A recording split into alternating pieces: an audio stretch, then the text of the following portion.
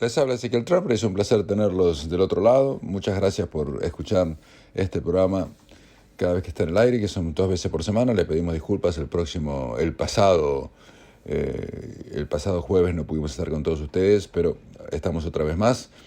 Mire, extrañamente, la razón es que habíamos aterrizado justo ese día en Israel, donde estamos en este momento, transmitiendo para ustedes.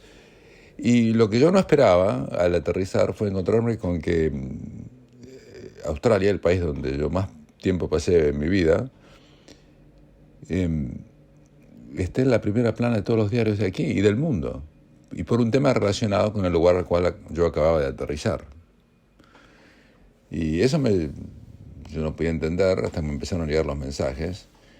Y lo que había pasado, y usted seguramente ya lo sabrá, pero vamos a hacer un análisis un poco más detallado de por qué y las repercusiones de esto. Australia había revertido una decisión que había hecho hace 4 años de reconocer a Jerusalén Occidental como la capital de Israel, que es lo que es desde que se creó el Estado de Israel en 1948. El Parlamento, la Corte Suprema de Justicia, la sede de gobierno, está todo en Jerusalén Occidental. Y hace 4 años, después que el presidente Trump reconoció que esa era la realidad, y no la ficción de tener una ciudad donde no hay ninguna sede gubernamental como Tel Aviv y como capital, y donde la mayoría de los países del mundo, o todos los países del mundo en ese momento tenían sus embajadas, el presidente Trump en Estados Unidos decidió cambiar eso y a los poco tiempo Scott Morrison hizo lo mismo. Morrison lo que hizo fue reconoció que la capital de Israel era Jerusalén Occidental, pero no movió la embajada de Tel Aviv a Jerusalén. O sea, fue una cosa absolutamente simbólica, que tenía obviamente su importancia, pero era simbólica. Y ahora que tenemos de ministra de Relaciones Exteriores a la señorita Penny Wong, ella revirtió eso. Dijo, no, a partir de ahora no es más, no reconocemos más a Jerusalén Occidental como la capital. Es como si Argentina o Perú, Estados Unidos, Israel o Bulgaria decidieran que Canberra no es más la capital de Australia, cuando es el país quien decide cuál es la sede de su capital. En este caso, no hay ninguna disputa acerca de que Jerusalén Occidental es parte de Israel, porque así se hizo desde 1948. O sea, no es territorio en disputa o discutido o debatido con la autoridad palestina. En absoluto. Nadie puede decir lo contrario, es un hecho histórico, pero ellos decidieron cambiarlo. Los israelíes no se pusieron para nada contentos y les dijeron que por favor que Australia empiece a manejar sus cosas en forma más seria y más profesional, precisamente porque tomaron la decisión y la anunciaron en el momento en que era una de las fiestas de la tradición judía más importantes, donde los líderes de las comunidades no podían expresarse por temas religiosos. Yo no estoy de acuerdo que no puedan expresarse por eso, yo me hubiera expresado igual, pero no importa. Eso es lo que hicieron. Y fíjense que los que más aplaudieron esta decisión fueron la autoridad palestina. Y dijeron que le daban la bienvenida a esta decisión valiente y sabia, palabras textuales.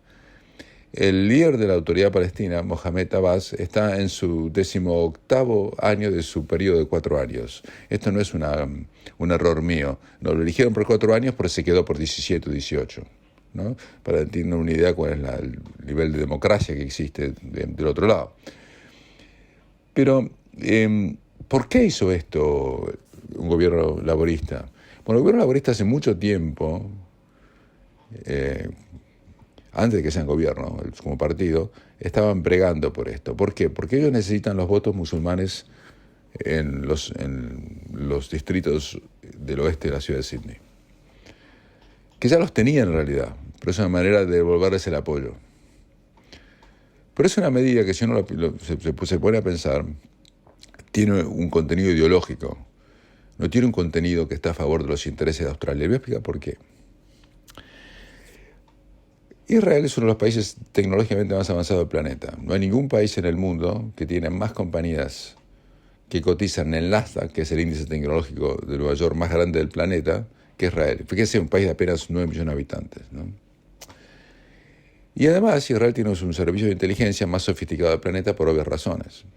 Además, el atentado que se evitó hace unos años que hubiera sido el peor atentado de la historia de la aviación mundial, donde musulmanes viviendo en Sydney habían intentado contrabandear una picadora de carne en un avión de Etihad con una bomba adentro que hubiera hecho volar el avión en 3.000 pedazos o más en el medio del aire, un avión más de 350 pasajeros. Bueno, ese atentado fue desvirtuado porque justamente el Mossad, que es la oficina de inteligencia de Israel, los alertó y ya estaba listo el atentado. Habían hecho un simulacro 2 veces de entrar con la picadora de carne al avión y nadie se las había revisado.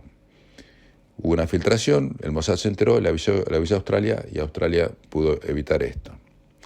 Quienes perpetraron este atentado o este intento de atentado hoy en día están presos en cárceles australianas. Y por otro lado, Australia obviamente no produce absolutamente nada en materia tecnológica. Australia saca roca del piso, exporta carne y productos agrícolas. Después, no, de inteligencia, de productos desarrollados, nada, prácticamente. Y justamente Australia necesita comprar eso, especialmente inteligencia militar avanzada. Bueno, yo les puedo asegurar, aunque no tengo ninguna evidencia al respecto, que después de esto los israelíes no van a compartir nada con Australia, ni van a querer darles ningún tipo de información al respecto en materia tecnológica o de lo que fuese. Y entonces uno tiene que ponerse a pensar si la decisión que tomó el Partido Laborista está a favor de los intereses de Australia o a favor de los intereses del Partido Laborista en materia electoral cortoplacistas.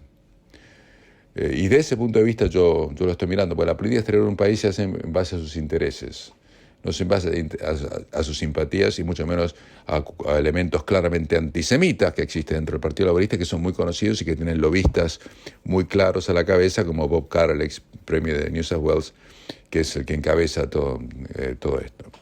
Esto no lo digo yo, lo ha dicho públicamente.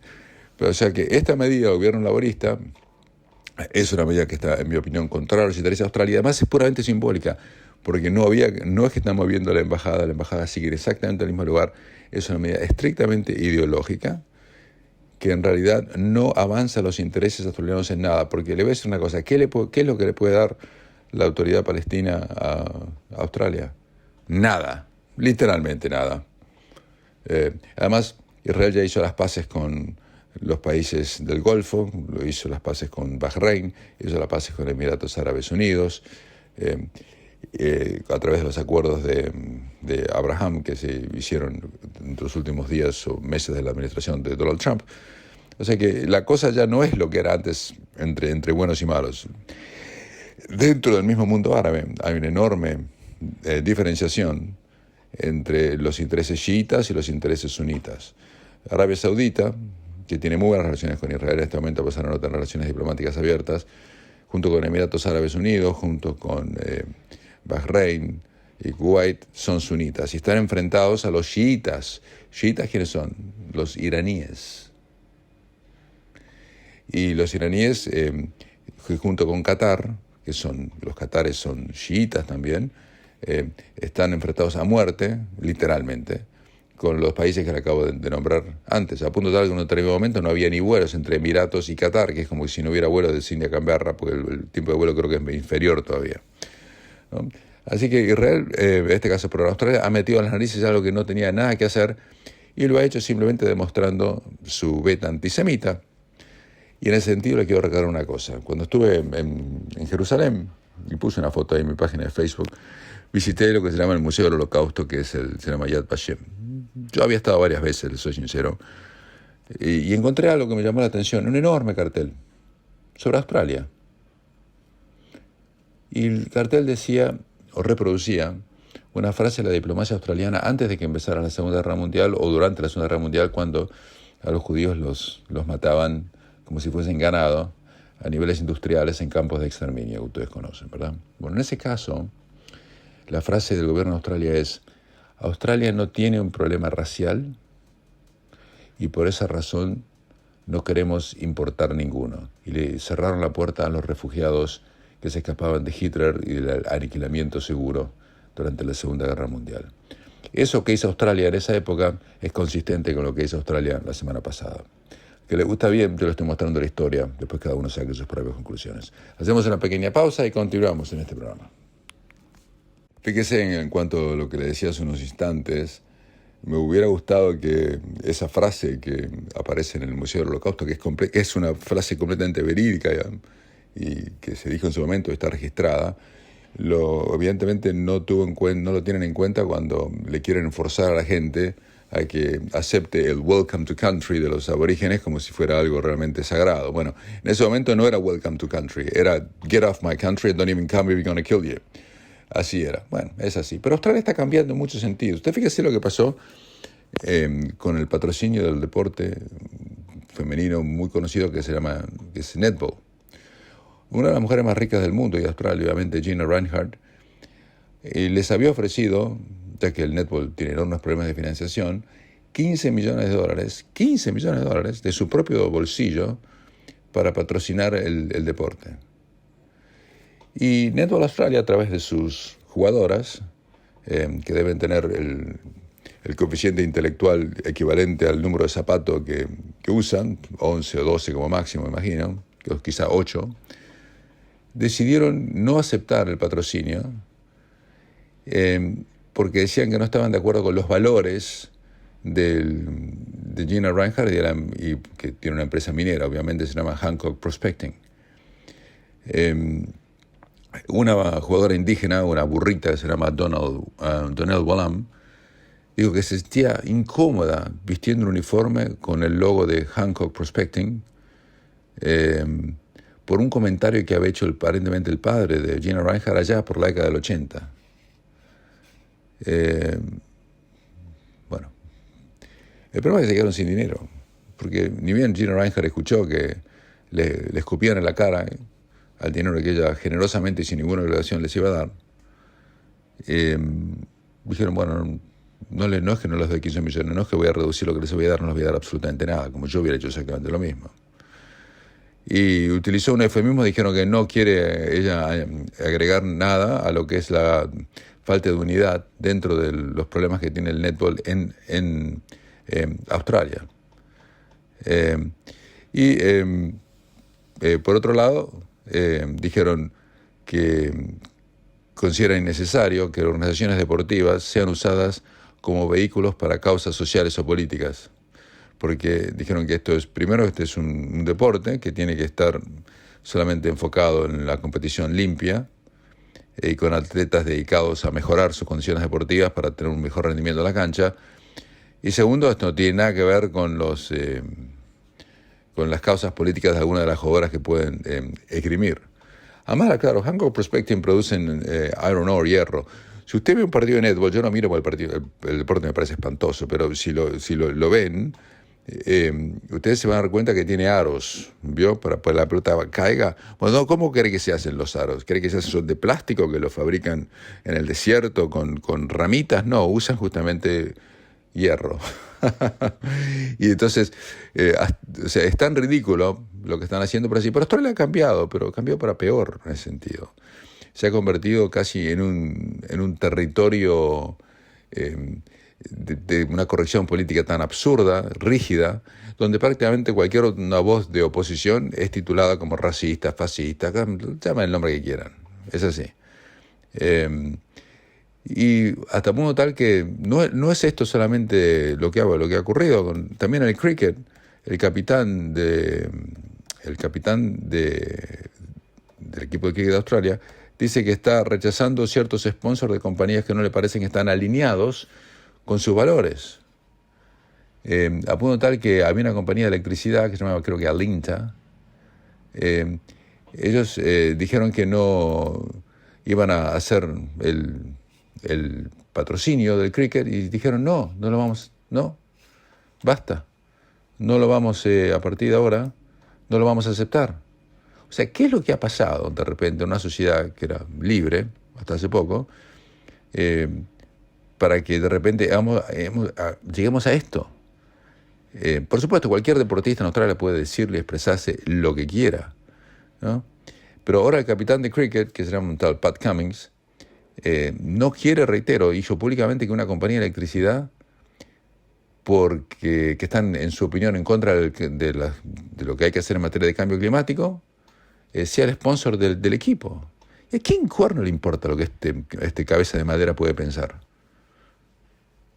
Él no tiene ningún problema en irse a jugar a cricket a Gran Bretaña, por ejemplo, en avión, y el avión, que lo sepan, todavía no hay aviones eléctricos, ¿me entiende? Y él, con eso no tiene ningún problema.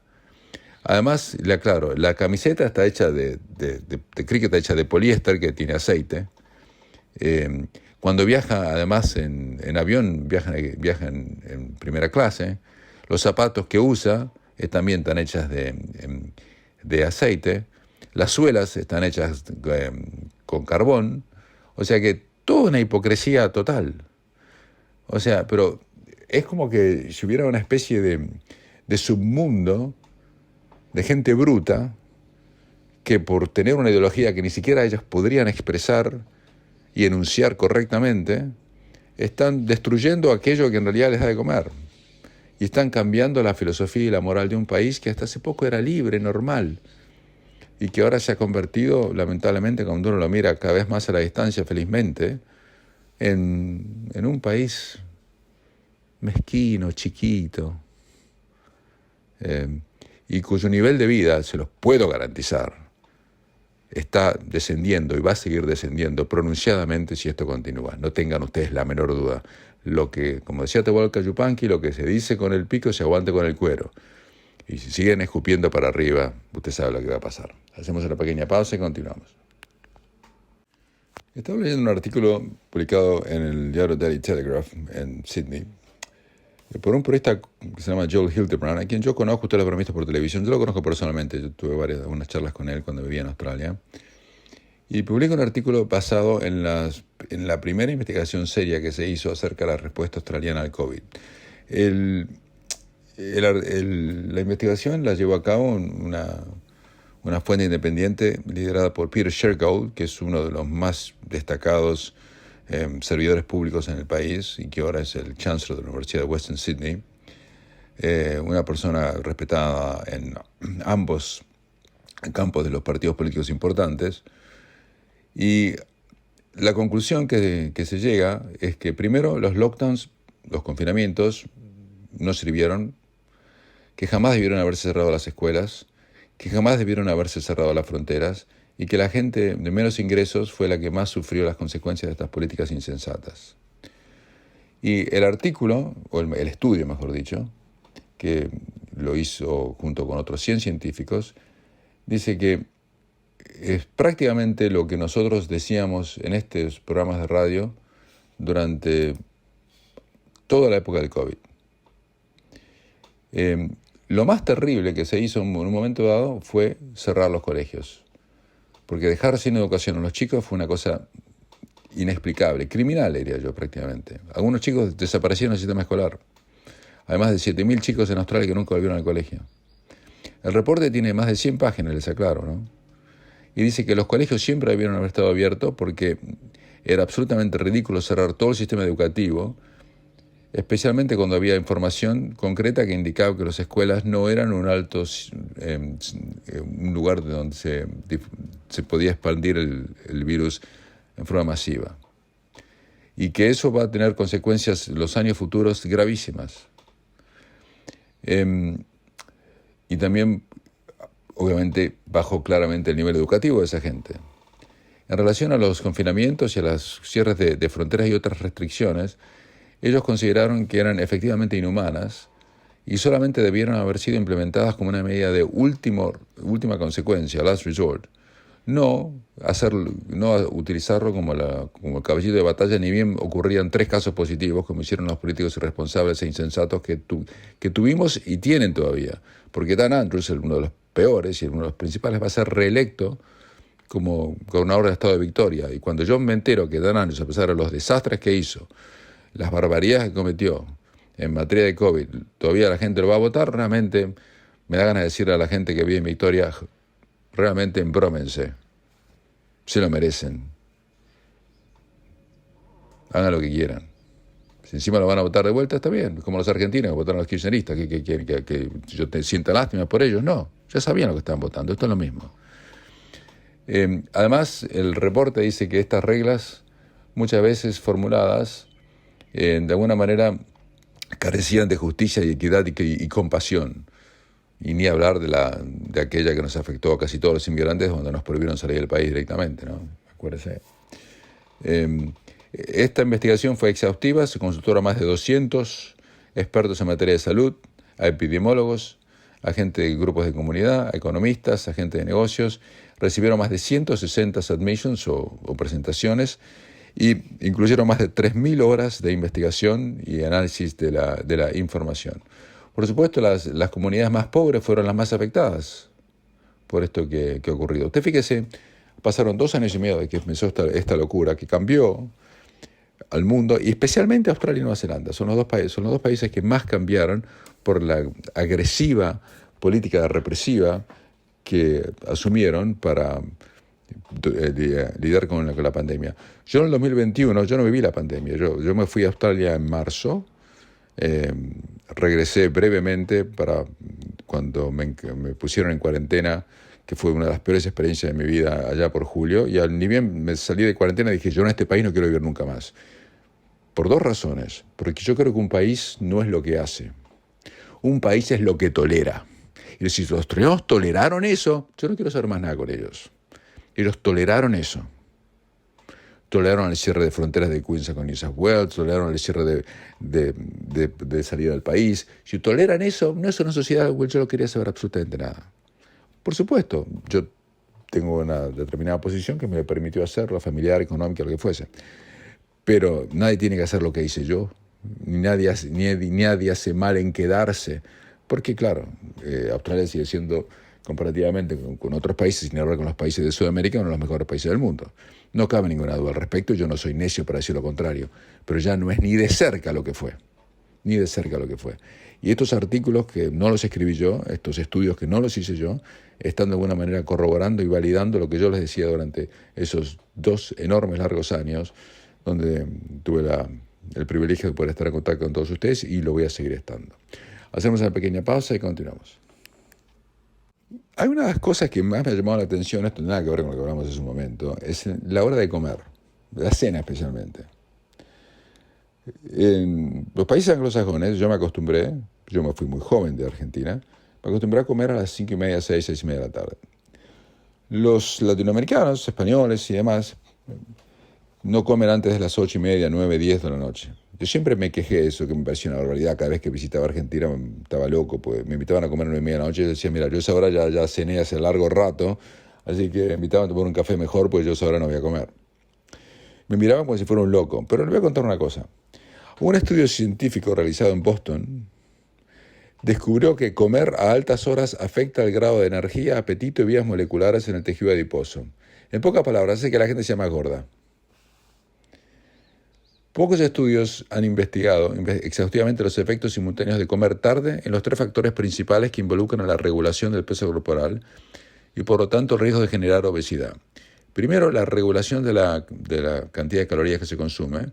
Segundo, la cantidad de calorías que se queman. Y tercero, los cambios moleculares en el tejido graso.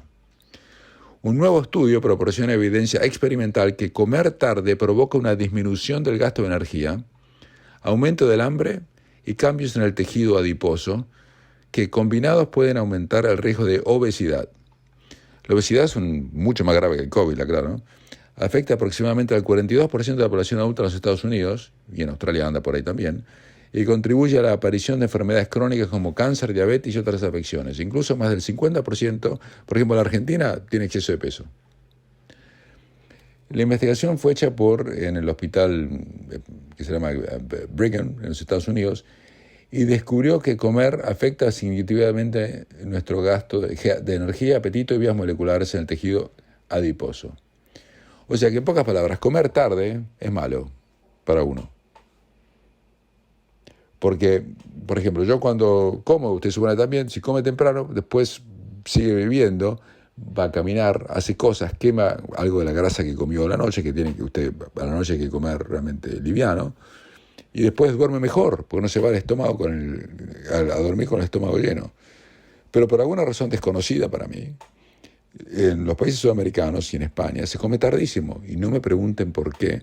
siguen con algo que está demostradamente comprobado que está mal. Es una de las cosas muy buenas que aprendí viviendo en Australia, en Estados Unidos y en Nueva Zelanda, que hay que comer temprano y poco. Usted haga lo que quiera, por supuesto, pero eso es lo que dicen los médicos, y espero que en este caso le haga caso. Cambiando de tema, en este momento se están jugando tantos partidos de fútbol, tantos, que es prácticamente imposible llevar a cabo. El Real Madrid jugó el jueves y volvió a jugar el sábado. Y juega el próximo martes o miércoles por la Champions. Y así en Inglaterra, en todos lados. Y lo que más preocupa en este momento son las lesiones de los jugadores, porque estamos a menos, ya menos de un mes del Mundial. El Mundial empieza el 20 de noviembre, ya estamos en la última semana de octubre. Y jugadores, Paredes en la Argentina está lesionado, Varane se acaba de lesionar el último fin de semana, Richarlison se lesionó, parece que no, el delantero brasileño se lesionó, parece que contra el Everton, y parece que vuelve, no se sabe. Di María está lesionado, pero a lo mejor vuelve. A lo mejor una de las grandes estrellas se lesiona una semana antes del Mundial y no juega. Por eso van a ver que algunos jugadores en este momento no ponen la pierna o caminan. Es algo rarísimo, porque el Mundial es una fecha FIFA gigante. No es un Mundial como otros cuando se prepararon los equipos con antelación, como le dije ya un montón de veces. Y hay pánico por parte de muchos jugadores, porque para ellos el Mundial es algo muy, pero muy importante, no solamente desde el punto de vista económico, sino también deportivo. Por eso todos los partidos que están jugando en este momento, muchos no creo que no se van a jugar con guante blanco, porque se está jugando realmente demasiado. Pero se está jugando demasiado pronto, demasiado tiempo, en una ventana muy chiquita. Ustedes fíjense que la Champions League terminaba su fase de grupos a mitad de diciembre. Ahora la tienen que terminar a fin de octubre prácticamente, o la primera semana de noviembre. Y tienen que jugar la misma cantidad de partidos. Esto es una locura total. Pero bueno, ya vamos a ver cómo funciona la cosa cuando empiece el Mundial mismo. Esto tenemos más, pero no tenemos más tiempo. Les mandamos un gran saludo. Les habló Oscar Trump, esta vez de Israel, y la seguimos en 2 o 3 días. Continuamos.